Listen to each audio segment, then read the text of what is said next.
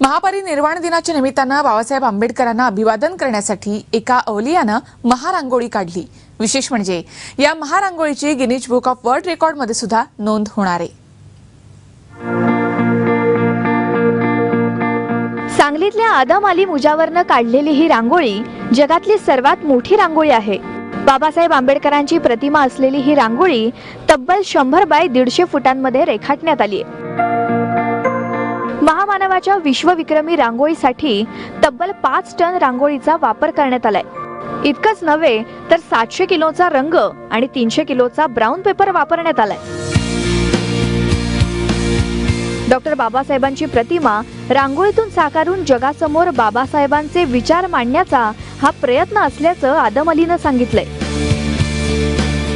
Bharat Ratna doctor Babasaheb Ambedkar यांच्या महापरिनिर्वाण दिनानिमित्त जिल्हा क्रीडा संकुल सांगली येथे 150 फूट बाय 100 फुटाची विश्वविक्रमी रांगोळी इथं रेखाटन केलेले आहे आणि बाबासाहेबाला रांगोळीच्या माध्यमातून चित्रांच्या माध्यमातून आम्ही येथे श्रद्धांजली वाहत आहोत सांगली जिल्ह्याच्या वतीने।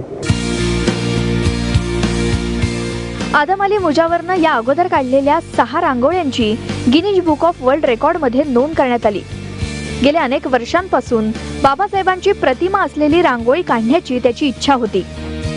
शहरातल्या CR सांगलीकर फाउंडेशननं त्याला या कामी मदत केली आहे। पहिल्यापासूनच इंटरनॅशनल लेवलचे आहेतच, पण एक रांगोळीच्या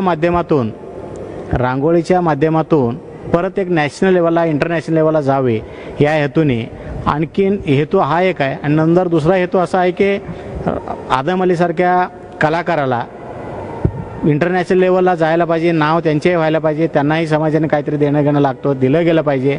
अशा पद्धतीने आम्ही या रांगोळी प्रदर्शनाचे आयोजन केलेलं आहे। बाबासाहेब आंबेडकरांच्या महापरिनिर्वाण दिनाच्या निमित्त काढलेली ही भव्य रांगोळी म्हणजे बाबासाहेबांच्या उत्तुंग कार्याला केलेला मानाचा मुजराच आहे। राजेंद्र कांबळे, TV9 सांगली।